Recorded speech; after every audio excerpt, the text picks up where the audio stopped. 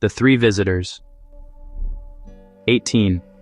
The Lord appeared to Abraham near the great trees of Mamre while he was sitting at the entrance to his tent in the heat of the day. Abraham looked up and saw three men standing nearby. When he saw them, he hurried from the entrance of his tent to meet them and bowed low to the ground. 3.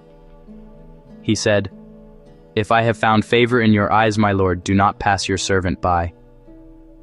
4. Let a little water be brought, and then you may all wash your feet and rest under this tree. Let me get you something to eat, so you can be refreshed and then go on your way, now that you have come to your servant. Very well, they answered. Do as you say. 6. So Abraham hurried into the tent to Sarah. Quick, he said, get 3 seahs of the finest flour and knead it and bake some bread. 7. Then he ran to the herd and selected a choice, tender calf and gave it to a servant, who hurried to prepare it. 8. He then brought some curds and milk and the calf that had been prepared, and set these before them. While they ate, he stood near them under a tree. 9. Where is your wife Sarah? They asked him. There, in the tent, he said. Then one of them said, I will surely return to you about this time next year, and Sarah your wife will have a son. Now Sarah was listening at the entrance to the tent, which was behind him. Abraham and Sarah were already very old, and Sarah was past the age of childbearing. So Sarah laughed to herself as she thought, After I am worn out and my Lord is old, will I now have this pleasure? Then the Lord said to Abraham, Why did Sarah laugh and say, Will I really have a child now that I am old? Is anything too hard for the Lord? I will return to you at the appointed time next year, and Sarah will have a son. Sarah was afraid, so she lied and said, I did not laugh. But he said, Yes, you did laugh. Abraham pleads for Sodom. When the men got up to leave, they looked down toward Sodom, and Abraham walked along with them to see them on their way. Shall I hide from Abraham what I am about to do? Abraham will surely become a great and powerful nation, and all nations on earth will be blessed through him.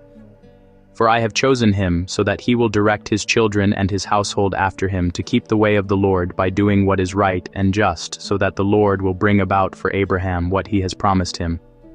Then the Lord said, The outcry against Sodom and Gomorrah is so great and their sin so grievous, that I will go down and see if what they have done is as bad as the outcry that has reached me. If not, I will know. The men turned away and went toward Sodom, but Abraham remained standing before the Lord. Will you sweep away the righteous with the wicked? What if there are 50 righteous people in the city? Will you really sweep it away and not spare the place for the sake of the 50 righteous people in it? Far be it from you to do such a thing, to kill the righteous with the wicked, treating the righteous and the wicked alike. Far be it from you. Will not the judge of all the earth do right? If I find 50 righteous people in the city of Sodom, I will spare the whole place for their sake. Now that I have been so bold as to speak to the Lord, though I am nothing but dust and ashes, what if the number of the righteous is 5 less than 50?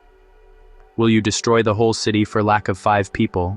If I find 45 there, he said, I will not destroy it. Once again he spoke to him, What if only 40 are found there? He said, For the sake of 40 I will not do it. Then he said, May the Lord not be angry, but let me speak. What if only 30 can be found there? He answered, I will not do it if I find 30 there. Abraham said, Now that I have been so bold as to speak to the Lord, what if only 20 can be found there? He said, For the sake of 20 I will not do it. Then he said, May the Lord not be angry, but let me speak just once more. What if only 10 can be found there? For the sake of 10 I will not destroy it. When the Lord had finished speaking with Abraham, he left, and Abraham returned home.